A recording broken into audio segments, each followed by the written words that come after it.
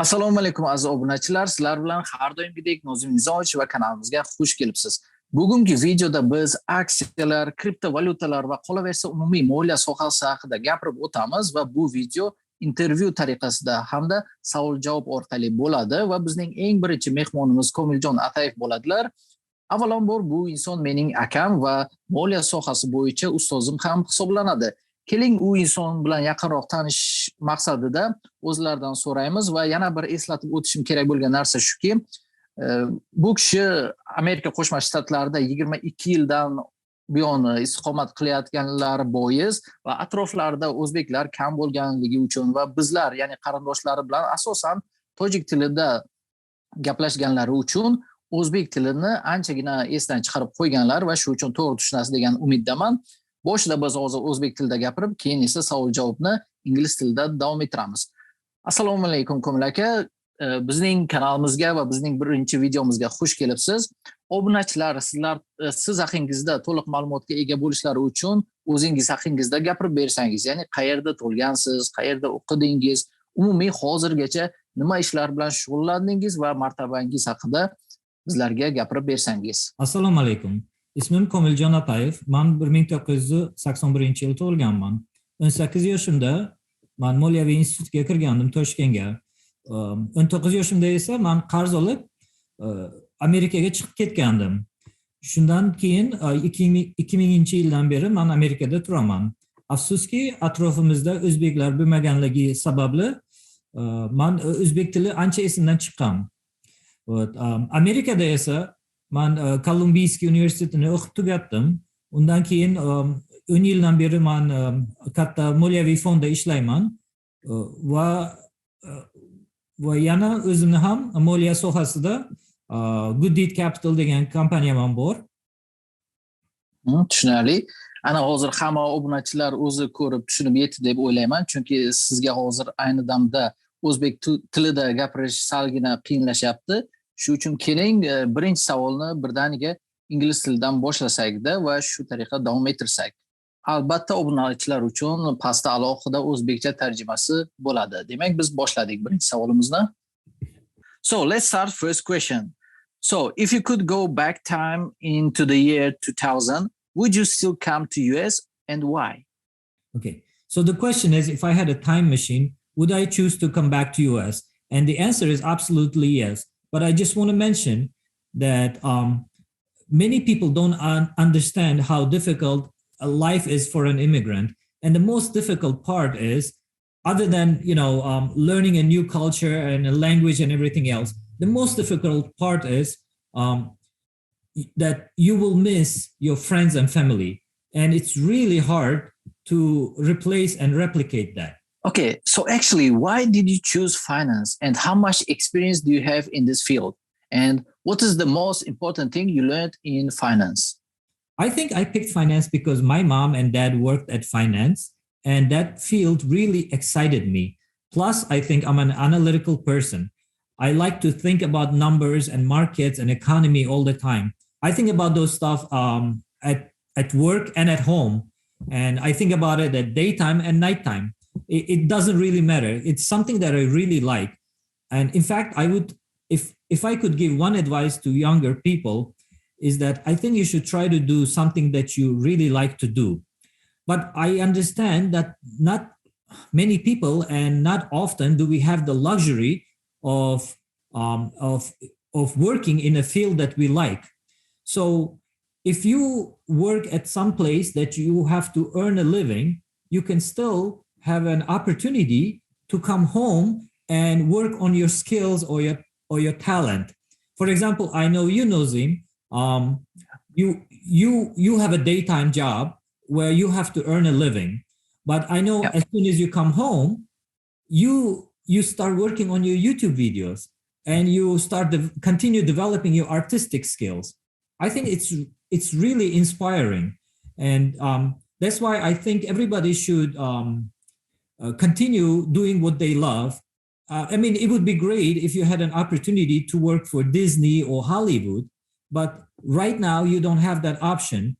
So it's a really good idea for you to continue doing this. So what about like some percentage that you said before, like 20%, 80% talent or something like that? So yeah, the second part of your question was what is it that I learned in finance or in my in my career? I think Mhm. the biggest thing is that everything you study in finance, at least in my experience, everything you study, you can get a CFA license and read a lot of books. I think everything will make up only 20% of your success. I think 80% of success in finance has to do with your psychology. Why psychology? You said 80% depends on psychology. Can you give me an example? Yes. Actually, for example, I can tell you, doesn't matter how smart you are, when the markets are going up, most people, all they want to do is buy more. They get greedy. In Yeah. fact, they put all their money in the stock or the cryptos, and then they want to borrow on margin to buy even more. And that takes mental strength to say, no, I'm not going to buy. Or in fact, I'm going to hold some cash on the side. And I think reverse is even more true. For example, when the markets are collapsing, it's cheap, but you're scared. The only thing you really want to do is get out. You don't want to buy, you don't want to touch it, and you're scared, but you're thinking the world is going to end. Even though something came down 80%, you're not thinking it's 80% discount. You're thinking, oh my God, it's how much more it's going to go. I want to get out. Again, it really takes strength to say, I want to buy it when everybody else is trying to sell, when there is blood on the streets. Yeah, you say the right things that because in my past I did same things like when everybody is greed, I started buying, and as you said, I lost some money also for this kind of situation. So they say experience is very important, but from your personal experience, can you tell us about some of your biggest mistakes? It would be helpful to our audience. Yes, I strongly agree with that. I think experience is more important than education. I think education is a little bit overrated and experience is underrated. It may sound funny to you, but as a 40-year-old to this day, I still study and learn and read all the time, every single day. But I'll give you an example. If you actually study finance at an American university, I think it will be really hard for you to actually make money in the stock market. In fact, I believe to actually make money in the stock market, you have to unlearn everything you learned at school. In fact, I like this saying that says you should not let your schooling interfere with your education. Your second part of your question is very good one, and I'll tell you where I failed, how often, and how. But first, I want to tell you why talking about failure is very important. Because you see, an interesting thing is I noticed when somebody does something crazy, takes a risk, and then they succeed, what do? They write a book, they make YouTube videos, they give speeches, they are out there talking to people and showing how to succeed. But what about the 99% of other people who took the same similar risks or did whatever that's crazy and then they failed? They never write a book, they never make YouTube videos, they never talk about it. Why is it important to talk about failures? It's because when younger generation learns about these people and goes to a bookstore and reads about the success story or watches a YouTube video and learns about a success story, they may misunderstand the true statistics. See, if they follow that successful guy and do something crazy, take some risk, they may think they have a 99% chance of success, just like that guy did. But in reality, see, they have a 99% chance of a failure. They just don't understand that. That's why I think it's extremely important to talk about failures. So since I came to US, I made a lot of mistakes, and I will tell you a few of them. One of the biggest ones was in right before 2008, 2009 housing crisis. And I don't know if your audience knows this, but in America, there was a big housing crisis in 08, 09. And right before that, when I used to go to a bookstore to read books, you would see a lot of books about real estate. Everybody was buying homes. Everybody owned 2, 3 homes and renovating it and then flipping it. So I fell for that hype. And one day, a friend of mine and we just flew to Las Vegas and bought a house, a very nice house for $218,000 with a mortgage. And that house, within a year, as soon as the market collapsed, that house went for $89,000. We were forced to sell for $89,000. So one of the lessons was for me is not to fall for hype. When the herd was just everybody in America was into real estate. So that taught me that you should learn to be contrarian. A second mistake that I made in my early 20s was I joined a pyramid scheme. Except for I didn't know what a pyramid scheme was.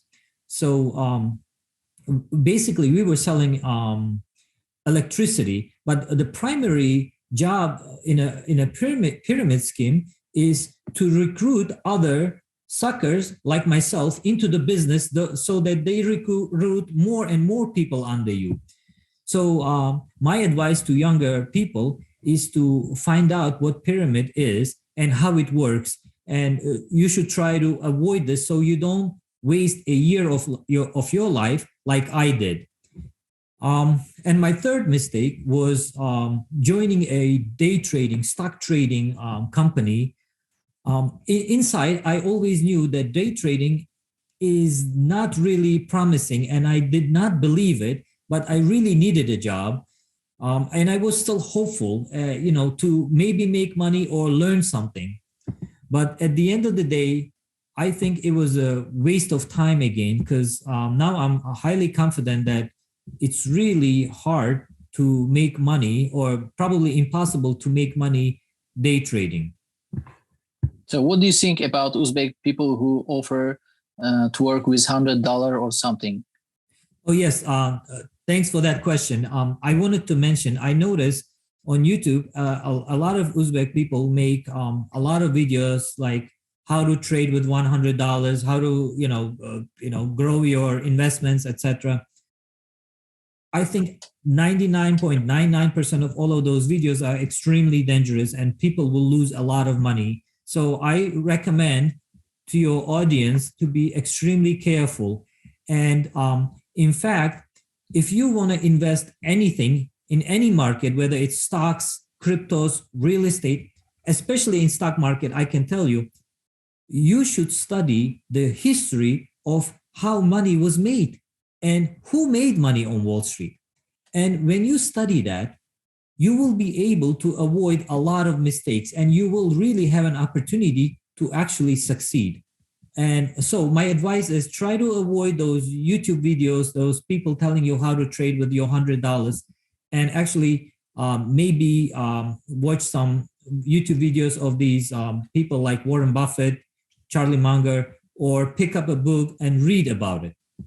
So now let's talk about stocks. What are stocks? Why do we need them? So stocks represent a piece of ownership of a company. So if you buy one Apple stock, for example, it means you are a small owner of Apple. It may be very, very tiny ownership, but it's still an ownership of Apple company.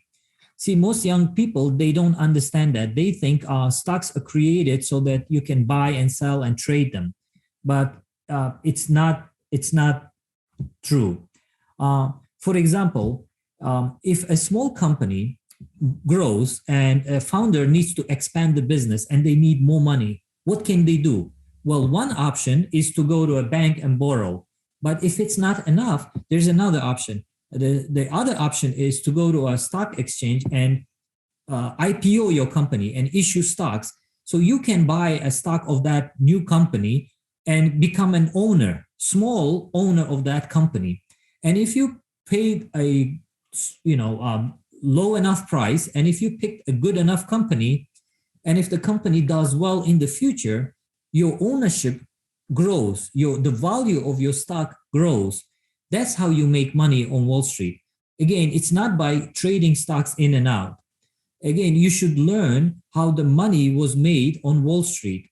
Um, and you can do that by studying the greatest Wall Street investors. What are your top 3 stocks? Okay, first of all, I want to mention I'm not your financial advisor. So you have to do your own research. And secondly, I may be wrong in the names that I will discuss with you. Or more importantly, I may be right with the stocks, but I may be wrong with the market call. For example, we may have a recession, or the Fed may start raising interest rates and markets start going down, or we may have wars. So you got to be careful when you're investing in the stock market. And again, do your own research. So the first name for me is Tesla. I think it's not a car company. It's a robot on wheels, but most Wall Street analysts don't understand that. But I'm not here to convince you. I'm just here letting you know that I think Tesla has a great future. That's just my opinion. And my second company that I'm a big fan of is a lithium miner. It's a chemical that goes into lithium ion batteries, and almost all companies that produce any kind of technology need lithium. See, the problem is, again, Wall Street doesn't understand. That's why the stock is cheap, in my opinion, is that there is a lot of lithium in the world. It's in the deserts, it's in the ocean, but the problem is harvesting it. It's really difficult. For example, to set up a lithium mine takes 5 to 8 years. And if you want to buy a lot of lithium today or this year or next year, it's really hard to do. So what's happening right now is a lot of companies are trying to produce electric vehicles. After Tesla really took off and got very successful, now, as you know, it's GM, Ford, BMW, Mercedes, Hyundai. Everybody's trying to create their own EVs. The problem is, what most people don't realize is that you can build an EV factory, multi-billion-dollar factory, but you cannot find lithium so easily. But by the way, it also applies to nickel and other raw materials. But I've studied lithium for many years. I know it's really hard to find lithium. And I can tell you, for example, even before Ukraine crisis, before the commodity prices went up a lot, lithium was about $10 last year per kilogram. Right now, right before the Ukraine crisis, it was around $60 per kilogram. So it went 6 times in 1 year in London. But in China, it was $100 per kilogram, which is 10 times in 1 year. So I am an investor in a lithium company called Livent because I believe the demand is only going to continue to grow, because I see all of the car companies are announcing how many EVs they will be producing in the future. So I'm very bullish in lithium. And a third company, it's not a company, but another space that I'm very bullish about is biotechs. I think biotech innovation is unbelievable currently. For example, I give you one example. A few months ago, the scientists were able to take a pig's heart and put it in a human so that he could live, because he had only a few weeks more to go. He had a heart that was failing, and they were able to do some gene editing so that the pig's heart could go into a human and help him live. And the crazy thing is, why am I so bullish? Yes, innovation is happening, but why am I so bullish? See, you can be excited about a company, but if the price is very, very expensive, it's not always a good idea to pay so much. You know what I mean? To pay up. But interestingly, it's the opposite with biotech. The innovation continues to grow and faster every day, whereas the stock prices in biotech has collapsed 70% in 1 year. it's unbelievable. I give you one simple example. For example, CRISPR technologies. Last year, the stock price was at $220. Last year, around maybe early in 2021. Today, it's about $50 or $60. So it came from 220 to $60, while the company continues to innovate and make more money and grow. But for your audience, if they ever considered investing in biotech, I will say, unless you're a scientist or a doctor and you really know what you're doing, I think it's very safe to invest in biotech space as a basket, as an index, rather than picking names individually, because there are many companies that may not succeed. So unless you know what you're doing exactly, I recommend you should look into just a basket investment. Okay, thank you. So my next question is, what about cryptos? Are they similar to stock or are they different? In my opinion, I think cryptos are very different. Again, it's not a financial advice, it's just my opinion. Why I think cryptos are very different, it's simple because with stocks, for example, I can analyze a company. I can look at their balance sheets. I can look at their income statements. I can see what products they're selling, how much they're selling for. I can see if people like the product. Let's say, as an example, Tesla. If you drive a Tesla and you love it, it's a good sign. You know what I mean? So, but with cryptos, it's impossible for me to do. I'm not saying cryptos don't have a future. I think cryptos and blockchain technology in general, I think has a great future. It's just that it's outside of my circle of competence. And there's another problem with cryptos, in my opinion. There is, I think, at least 10,000 crypto coins out there right now. And new ones are being created almost every day. And I believe only a handful will survive. The problem is, I don't know which handful. So for me personally, I choose to stay away. And that would be my advice to many people. You really have to do your own research. And even if you decide to invest in something, and because while you're learning, because investing is a part of learning, sometimes you need to invest to learn. So even if you're investing in something, you should not put all eggs in one basket, especially when you don't understand this field. You should be careful, basically. Mm-hmm. So as I understood, you are already a fan of Elon Musk. And what do you think? Does Dogecoin survive? That's a funny question. Because it's already meme coin, not like real coin. It is a meme coin. Yes, I agree. It's created as a meme coin. Yeah. Yeah. So here's the thing. I have investments in cryptos, and one of those investments is in Dogecoin, and I also have few tiny investments in metaverse coins. And the thing is, again, I have put money in all of these, and if it goes up, I will make a lot of money. But if it goes down, I don't care. So am I bullish in crypto? Yes. Do I like some of these coins? I do. But I can afford to put some money as an insurance, as a hedge in some of these coins. And if it works out, I will be very happy. If it didn't, I don't think I would care at all. Mm-hmm. So is it good time now to invest in stocks and crypto right now? I think it's a really good question, and it's a really, really difficult question. For example, is it a good time to invest in the stock market or cryptos? Well, you are asking me to predict the future, basically, because it's impossible for me to predict the future. If you tell me, Ukraine-Russia war is gonna, calm down and disappear, I would say it's a really good time to invest in the market because a lot of stocks are really cheap. But if we have an escalation of the conflict, I think the stock market could go down a lot more. And by the way, there's another variable, another factor to consider.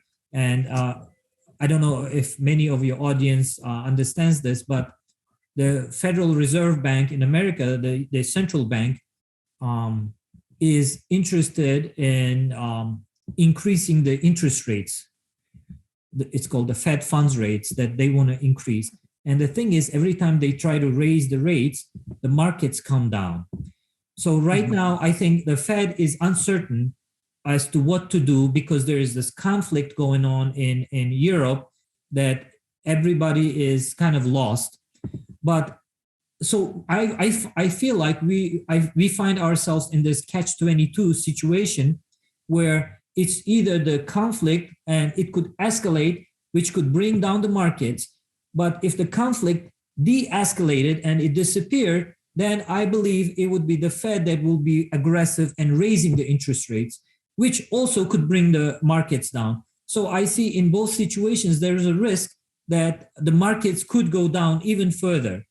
So my personal stance is I have cash on the side. I always have cash on the side, but this time for myself and for my clients, I have even more cash on the side because I believe there is a possibility there may be another lag down in the markets. But if I'm wrong, which I'm wrong quite frequently, I would not regret it because I also have my investments that I bought, I have made long time ago, like Teslas, like Livents, that my average price is way below the current prices. So I can handle this volatility and it would not bother me.